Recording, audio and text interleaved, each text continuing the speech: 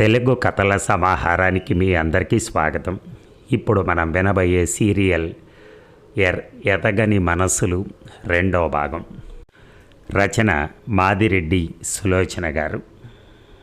మరి రెండో భాగంలోకి వెళ్దామా? బాయ్ సాబ్, ఛాయ్ తీసుకోండి. తలెత్తి చూశాడు. ముస్లిం యువతి తల మీద ముసుగుతో ట్రే పట్టుకుని నిల్చుండి అప్రయత్నంగా అందుకున్నాడు. బచ్చో ఆవ్, మామూకు సలాం కరో. ఇద్దరు అబ్బాయిలు వచ్చి నమస్కరించారు. రాజారాం తల పంకించాడు. సాయంత్రం వరకు ఎన్నో విధాలుగా చెప్పిన జమున రానంది. చేసేది లేక ఒక 500 రూపాయలు చేతిలో పెట్టి బయలుదేరాడు. అతని బలమంతా హరించుకుపోయినట్టుగా, తన సంతోషమంతా కరిగిపోయినట్టుగా అనిపించింది.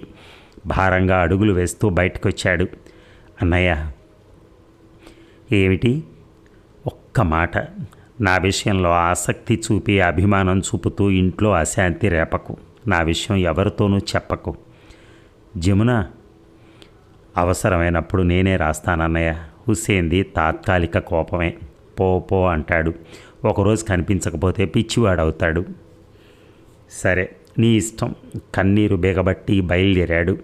సాగనంపుతూ ట్యాక్సీ వరకు హుస్సేన్ వచ్చాడు. మిస్టర్ హుస్సేన్, జమునను అన్యాయం చేసావని అంటం లేదు, కానీ మానవత్వం గల మనిషిగా మాట పూర్తి చేయలేకపోయాడు. నన్ను మన్నించండి. ఎప్పటికప్పుడు జమునను కష్టపెట్టకూడదు అనుకుంటాను. తను రెచ్చగొడుతుంది. నా అధికారం అంతా చూపి తనను దారికి తేవాలనుకుంటాను. అందుకేనా పని మనిషి హోదా ఇచ్చావు? నెలకి ఎంత అవుతుందో చెప్పు. జమునను వేరుగా ఉంచితే ఆ ఖర్చు నేను భరిస్తాను. వద్దండి, ఈ హోటల్ ఆమెదే, ఇక ముందు అలా జరగదు అన్నాడు. అంతకంటే ఎక్కువ మాట్లాడలేకపోయాడు ఆయన. Wish you best of luck. ట్యాక్సీలో కూర్చున్నాక అతని కళ్ళు అవిరళంగా వర్షించాయి. ట్యాక్సీ డ్రైవర్ చిత్రంగా చూసేసరికి కళ్ళు ఒత్తుకున్నాడు. ఇంటికొచ్చి 4 రోజులు అన్యమనస్కంగా పడక గదిలోనే గడిపాడు. హేమలత ఆందోళన అంతా ఇంతా కాదు. 4వ రోజు ఆఫీస్కి వెళ్ళాడు. అతని పార్ట్నర్ వచ్చాడు. పూనా నుంచి 2-3 సార్లు టెలిఫోన్ వచ్చింది. వాళ్ళ ఫోన్ నెంబర్ తీసుకున్నాను. మీరు రాగానే చేయమని చెప్తానని మాటిచ్చాను. రాజారాం చేతులు వణికాయి. పూనాలో తన రక్తం పంచుకున్న చెల్లెలుంది. రాగానే ఫోను అతని మనసు అశుభాన్ని శంకించసాగింది. వెళుతూనే ట్రంక్ కాల్ బుక్ చేశాడు. ఓ 2 గంటల తర్వాత పలికారు. ఈ 2 గంటలు క్షణమొక యుగంగా గడిపాడు. అవతల జమున కంఠం వింటూనే తేలికగా గుండె నిండుగా గాలి పీల్చాడు. హలో, నేనన్నయ్య. ఆఫీస్కి సెలవెందుకు పెట్టావు?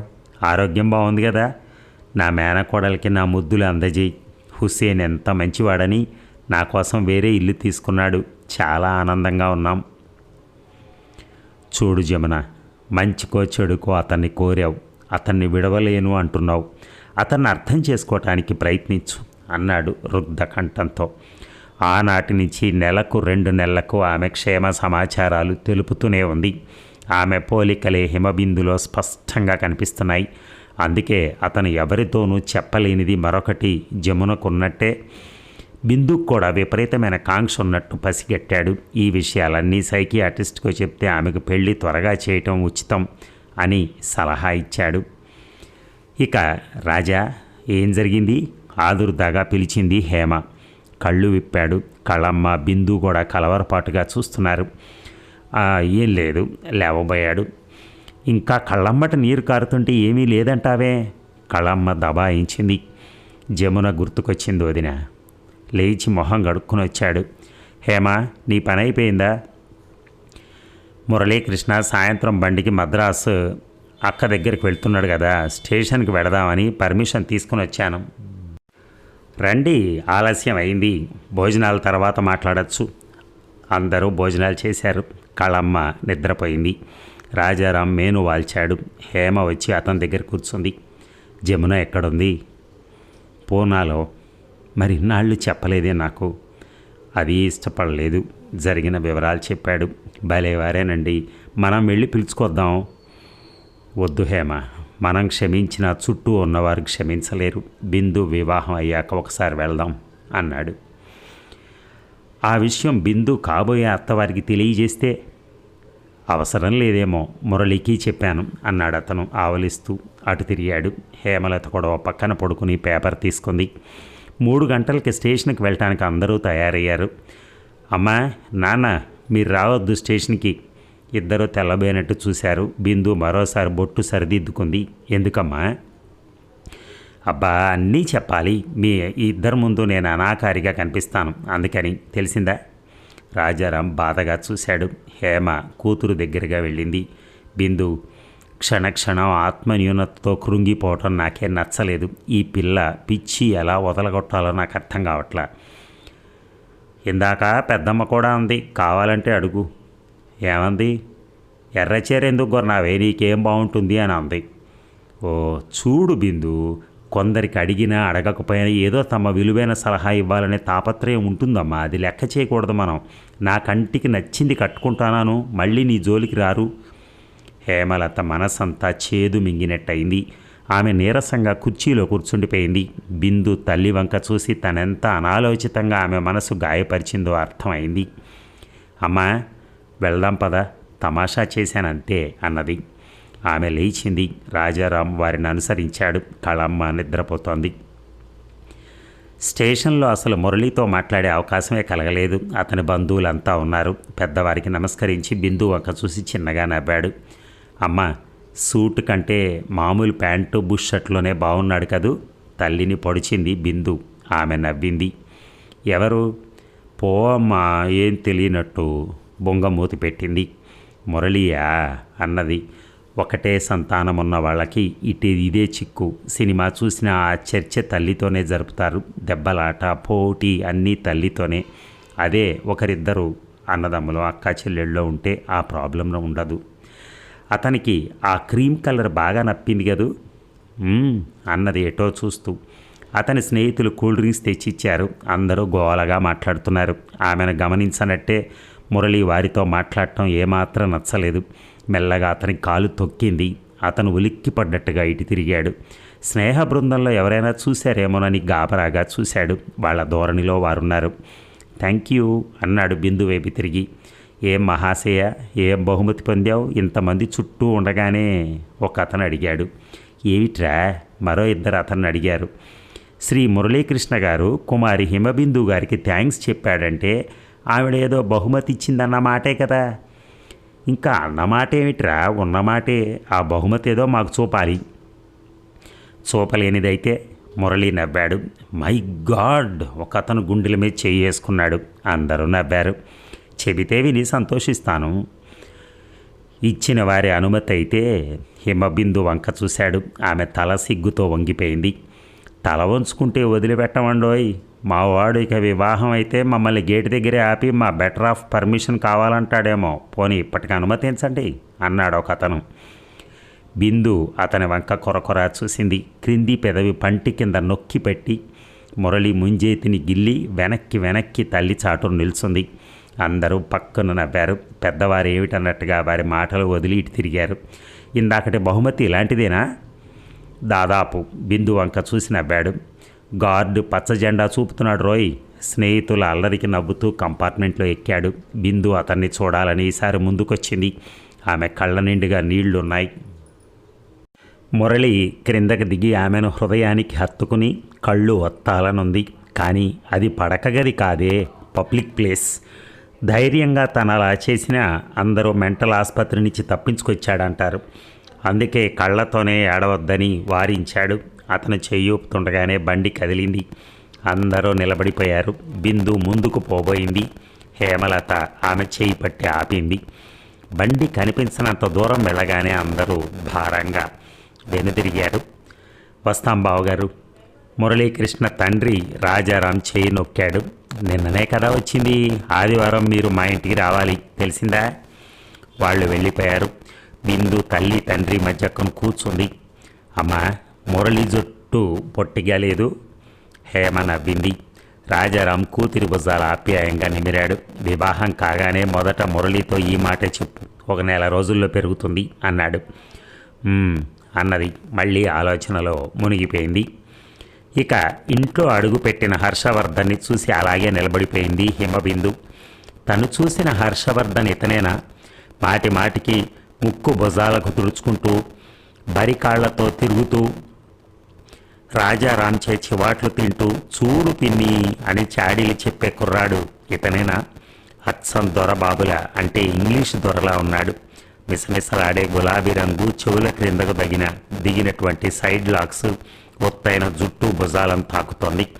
చక్కగా తీరుగా కత్తిరించిన మీసం, తెల్లని ప్యాంటు, పెద్ద పువ్వులున్న లాల్చి, చేతికి బంగారం గొలుసు అతని స్వరూపమే మారిపోయింది. హాయ్ బిందు ముందుకొచ్చి బిందు చేయి నొక్కాడు. హాయ్, నువ్వేనా హర్ష? నేను వసంతుడో జయంతుడో అనుకుంటున్నాను అన్నది బిందు. వాడెవడో? అందరూ నవ్వారు. బిందు పడి నవ్వింది. ఎరా పిన్ని గుర్తుందా? హేమ ఆప్యాయంగా తన భుజాలు చుట్టింది. ఓ మై గాడ్, నీ మొట్టికాయలు మరో జన్మలో కూడా మర్చిపోను పిన్ని. ఏమిటి బాబాయ్, పిన్ని మారిందా? ఇంకా స్టోర్ రూమ్ మీ చేత క్లీన్ చేస్తుందా? ఒరేయ్ మరో టోంగు తింటావు రోయ్ అంది. అంటే మరో మొట్టికాయ. చూడమ్మా అని వెక్కిరించింది బిందు. ఓయ్ బిందు, ఇంకా నేను చాడీలు చెప్తాననుకుంటున్నావా? బాబాయ్, దీని మాచాయణం ఎలా ఉంది? స్టడీగా. నాన్న హియర్ చప్పట్లు కొడుతూ నవ్వాడు. అవును కానీ పిన్ని, నా అలవాటు దీనికి ఎలా ట్రాన్స్ఫర్ అయింది? ఏంట్రా కబుర్లతోనే కడుపు నింపుకుంటారా ఏమిటి? కళమ్మ అదిలించింది అందరినీ. మమ్మీ, ఇక్కడ కూడా నీ డామినేషనేనా? మరి పెద్దది మమ్మే కదరా. దా కాళ్ళు చేతులు కడుక్కో. అందరూ పలహారానికి కూర్చున్నారు. హైదరాబాద్లో కూడా ఈ మద్రాస్ సరికేనా పిన్ని? నీకు ఏం కావాలో చెప్పరా? నీకు తెలీదా? ఆరోగ్యానికి మంచిది. కళమ్మ మాట పూర్తి కాకముందే బిందు అందుకుంది. వాడండి లైఫ్ బాయ్. బిందు, నిన్ను పెద్దమ్మ నన్ను ముద్దు పెట్టుకోవాలనిపిస్తుందా? మరే బంగారు బొమ్మవు కదా, నోరు మూసుకొని తినండి. ఇడ్లీలు అందరి ప్లేట్లలో వేసింది. పిన్ని, ఇది నీ ఇల్లు, అది నా చెల్లెలు. చంపావు బాబాయ్. ఇప్పటికా మాట్లాడక తిను, మరో అరగంట అయితే బయటికి వెళ్దాం నెమ్మదిగా చెప్పాడు రాజారాం. ఇదిగో రాజా, నాకు నీ సంగతి తెలీదా? హోటల్ పేరెత్తావో కొడతావా పెద్దమ్మ? షటాప్. అమ్మ, పెద్దమ్మ మెట్రిక్ పాస్ అయిందా? హర్ష, బిందు, ఈ పూటకి ఇక మాట్లాడకుండా తినండి. లంచ్కి మీకు ఇష్టమైనవి చేస్తుంది. హేమలత హామీ ఇచ్చింది. మరో అరగంటలో భార్యాభర్తలు వెళ్ళిపోయారు. కార్డ్స్ ఆడదామా బిందు? హర్ష అడిగాడు. ఓ ఎస్. ఇద్దరూ పైకి వెళ్ళారు. బిందు కార్డ్స్ తెచ్చే లోపల హర్ష సిగరెట్ వెలిగించాడు. నువ్వు సిగరెట్ కాలుస్తావా? ఏ తప్ప? అన్నది పేక కలుపుతూ. I hate old mentality. ప్రస్తుత పరిస్థితుల్లో స్మోకింగ్, డ్యాన్సింగ్, డ్రింకింగ్ ఫ్యాషన్. కానీ కార్డు తీసుకో. ష్యూర్. అతని పెదవులతో సిగరెట్ పట్టుకుని కార్డు పేర్చుకున్నాడు. సిగరెట్ చేతికి తీసుకుని thank you dear, 1 card I need అన్నాడు. బాబాయ్ దిగులుగా మోపెట్టింది. 2-3 ఆటలు వరుసగా అతనే గెలిచాడు. బిందు కుక్రోషంగా ఉంది. కార్డ్స్ విసిరి నేలకు కొట్టింది. What is this? ఆశ్చర్యంగా చూశాడు. నేను ఆడను. ఈజీగా తీసుకోవాలి డియర్, ట్రై అన్నాడు చేయి చాపుతూ. అప్రయత్నంగా అతని చేతిలో చేయి వేసింది. నొక్కి వదలబోయాడు. గట్టిగా పట్టుకుంది. అబ్బా, నీ చేతులు ఎంత అందంగా ఉన్నాయి హర్ష. నిజమా? చూడు, కొందరికి వెంట్రుకలుంటే గుట్టేలుగుల్లా అసహ్యంగా ఉంటారు. గుడ్డి ఏలుగుల్లాగా, అంటే ఎలుగుబంటుల్లాగా. నీ చేతి మీద అవి అందంగానే ఉన్నాయి. అతను నవ్వాడు. అతను నవ్వినప్పుడు లేత గులాబీ వర్ణం బుగ్గలు చివర్లలో ఎరుపుగా మారతాయి. అప్పుడు మరింత అందంగా కనిపిస్తాడు. హర్ష, నీ వుడ్ బి వైఫ్ లక్కీ. నాదప్పుడు బ్యాడ్ లక్ అవుతుంది. ఏంటి అంత హాస్యమే? నేను నిజంగా చెప్తున్నాను. నేను నిజంగానే చెప్తున్నాను. నీలా చిన్న వయసులో పెళ్లి చేసుకోను. ఎందుకో? I want enjoy. అర్థం కానట్టు చూసింది బిందు. ఓ ట్యూబ్లైట్వి. పెళ్ళవగానే మన స్వేచ్ఛ అరికట్టబడుతుంది. అది నిజమే. మరి ఎందుకు అంగీకరించావు? మంచి సంబంధం అని నాన్నగారు. మన పర్సనల్ విషయాల్లో నో అమ్మ, నో నాన్న. మనల్ని పెంచడం వరకే వాళ్ళ డ్యూటీ. ఆడపిల్లను స్టాప్ ఇట్. మగ ఆడ అంటూ నా ముందు మాట్లాడకు. ఏ? I hate the idea. అందరం ఒక్కటే. ఏ మంచి సంబంధం అంటున్నావు? అబ్బాయి జయంతుడా వసంతుడా? వాళ్ళు తెలియదన్నావుగా. నువ్వు నాకు ఉపయోగించావు. నాకంటే అందగాడా? పోనీ ధనవంతుడా? ఉలిక్కి పడింది. కృష్ణను ఏ విధంగానూ పోల్చలేదు. ఇద్దరికీ చాలా భేదం ఉంది. తనే కాదు గుడ్డివాడు కూడా అంగీకరిస్తాడు కృష్ణ కంటే అన్ని విధాల హర్ష అర్హుడని. మాట్లాడమే బిందు. ఏమో అమ్మ వాళ్ళు అంగీకరించారు. అమ్మ అతను వద్దంటే మాంతావా? ఇంతకీ నువ్వు అనేది ఏమిటి అసలు? నీ కోసం నువ్వు బ్రతకాలి బిందు, అమ్మ కోసం నాన్న కోసం కాదు. మరో సిగరెట్ వెలిగించాడు. బిందు పేక పారేసి ఆలోచిస్తూ కూర్చుంది. అమ్మగారు బోర్నవిటా పంపారు. పనివాడు ట్రే తెచ్చి వారి ముందు పెట్టాడు. చెరొకటి తీసుకున్నారు. ఇంట్లో కూర్చోవటం బోరుగా ఉంది బిందు. మరేం చేద్దామంటావు? పేపర్ ఇలా పట్టరా, ఏదైనా మార్నింగ్ షో ఉందేమో చూద్దాం. మా ఇంటికి వచ్చే పేపర్లలో సినిమా ప్రకటనలు ఉండవు. లేచి నౌకర్ని కేకేసింది. వాడు వచ్చాడు. వెళ్ళి ఒక ఇండియన్ హెరాల్డ్ పట్రా. అలాగే. వాడు వెళ్ళిపోయాడు. హర్ష లేచి అక్కడే ఉన్న టేప్ రికార్డర్ ఆన్ చేశాడు. Jesus Christ super star. దానికి అనుగుణంగా స్టెప్స్ వేసాగాడు. బిందు నిల్చుంది అలాగే. నీకు పాప్ సాంగ్స్ అంటే ఇష్టమా? But I hate hour music అన్నాడు తలాడిస్తూ. అతని తల ఊగినప్పుడల్లా ఒత్తైన జుట్టు అటు ఇటు కదలసాగింది. బిందు అతని ఒత్తైన కనుబొమ్మలు తదేకంగా చూడసాగింది. మాట్లాడవేం బిందు? ఏం లేదు, నాకు ఏ మ్యూజిక్పై మక్కువ లేదు. ఓహో, you are a stupid child. నౌకర్ పేపర్ తేవటంతో సంభాషణ ఆగిపోయింది. ఇద్దరు పేపర్ చూశారు. ఒక్క మార్నింగ్ షో కూడా నచ్చలేదు. What shall we do now? సమయం కూడా లేదు, భోజనం చేసి మ్యాట్నీకి వెళ్దాం అంది. ఏ పిక్చర్కి? ప్రేమ్ శాస్త్రకు వెళ్దాం. I admire Devanand. You admire the old guy. అంతకంటే గొప్ప నటుడు రాజేష్ ఖన్నా అన్నాడు. ఏమో మరి. తల్లి తండ్రిని ఆడించినట్టుగా హర్షను ఆడించలేకపోయింది బిందు. ఇద్దరు కిందకొచ్చి భోజనానికి కూర్చున్నారు. హర్ష, మళ్ళీ 3 నామాలే వెజిటేరియన్ ఫుడ్.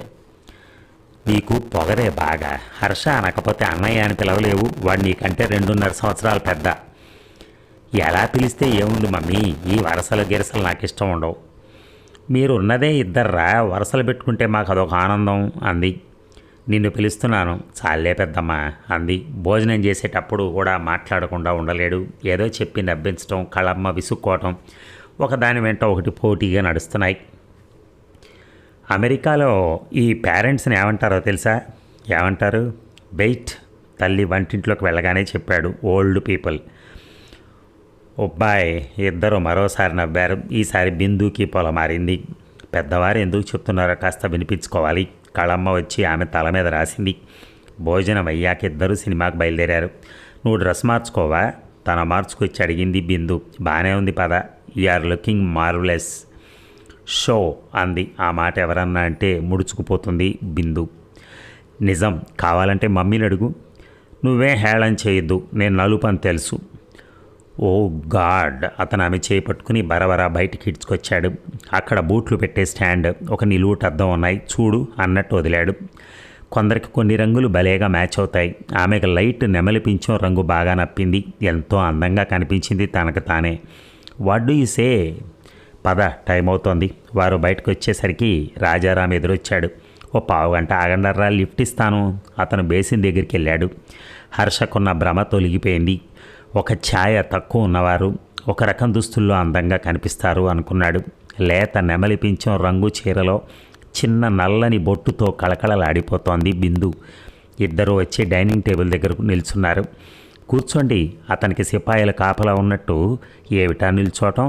కళమ్మ విసుక్కుంది. అతనే వీళ్ల కోసం భోజనం త్వరగా ముగించి లేచాడు. వదిన, స్పెషల్గా ఏమైనా టిఫిన్ చేయించు, డాక్టర్ పూర్ణచంద్ర వస్తున్నాడు.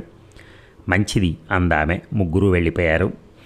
ఇక టిఫిన్ టీ కాగానే రాజారాం దంపతులు డాక్టర్ కళమ్మ పేక తీశారు. ఓ 4 ఆటలాడేసరికి రాజాకు విసుగు వేసింది. చాలేరా, బోర్. ఏమైనా కబుర్లు చెప్పు. ఏం కబుర్లు ఉంటాయి? అన్నీ సైకిల్ కేసుల మూటలే. బోరుగా ఉంటాయి నా కబుర్లు. పూర్ణచంద్ర సిగరెట్ వెలిగించాడు. ఈ మధ్య ఏదైనా కొత్త కేసు వచ్చిందా? నిన్ననే ఒక ఇంట్రెస్టింగ్ కేసు వచ్చిందిరా. ఏమిటో? మీ కేసులు విని విని ఆయన సైకిల్ కాకుండా చూడన్నయ్య. సైకిక్ కావద్దు. నవ్వుతూ లేచింది హేమలత. కళమ్మ చెల్లెలు వెనక లేచింది. అక్కా చెల్లెళ్ళు సావకాశంగా మాట్లాడుకోనేలేదు. ఇద్దరూ పైకి వెళ్ళారు. ఇప్పుడు చెప్పు. ఒక అమ్మాయి వచ్చిందిరా. మహా అయితే 16 ఏళ్ళుంటాయి. భర్తను చూస్తే భయం వేస్తుందట. ఎన్నో రకాలుగా ప్రశ్నించాక తేలింది ఏమిటంటే ఈ అమ్మాయి శాంత స్వరూపురాలు. పసితనం పోలేదు, లైంగిక చర్యలకు సిద్ధంగా లేదు. అతను తీవ్ర స్వభావుడు, విపరీతమైన లైంగిక వాంఛన కలిగి ఉన్నాడు. అతని స్వభావం నీకెలా తెలుసు అని అడిగాడు. ఒరే రాజా, అతని బావమరిదితో వెళ్ళి కలిశాను. నేను ఒక సైకియాట్రిస్ట్గా కాక డాక్టర్గా పరిచయం చేసుకుని మెల్లగా చర్చ సెక్స్ మీదకి మళ్ళించాం. మరి ఏం ఆలోచించావు? అతన్ని ఆవేశం నుంచి తప్పించబోతే మరో రోగానికి దారితీస్తుంది. ఆ అమ్మాయిని నెమ్మదిగా తన దారికి తెచ్చుకుంటూ బయట అతని వాంఛలు తీర్చుకోవటమే. ఈ సలహా ఇస్తావా? అంతకంటే మార్గం లేదు. అందుకే ప్రకృతి నేర్పే పాఠాలే కాక కొంత పుస్తకాలు చదివి జీర్ణించుకుంటే మంచిదేమో. ఏమిటా మంచి విషయం అంకుల్? బయట నుంచి వచ్చింది బిందు. ఆ వెనకాలే హర్ష కూడా వచ్చాడు. మీట్ అంకుల్ పూర్ణచంద్ర, ఇతను నా కజిన్ హర్ష. హాయ్, తల పంకించాడు హర్ష. హాయ్ మై బాయ్, ఏం పిక్చర్ చూశారు? ప్రేమ్ శాస్త్ర. ఎలా ఉంది? వండర్ఫుల్ మూవీ అన్నాడు. ఏం బిందు, హాలిడేస్ ప్రోగ్రామ్ ఏమిటి? అదే ఆలోచించేదాన్ని. ఇప్పుడు హర్ష వచ్చాడు, హైదరాబాద్ అంతా తిప్పి చూపిస్తాను అంది. It is nice. ఇక వస్తాన్రా రాజా. భోజనం చేసి పోకూడదు? మరి అన్నం తినకపోతే దెబ్బలు తింటారా అంటుంది మీ వదిన గారు. పోరా కబుర్లు. ఇద్దరూ లేచారు. అతను తన కారు తీసుకుని వెళ్ళిపోయాడు. అందరూ పైకి వెళ్ళారు. కళమ్మ ఏదో చెల్లెలతో వాదిస్తోంది. మరి ఈ భాగం ముగిద్దామా? మళ్ళీ రేపు కలుద్దాం. Thank you.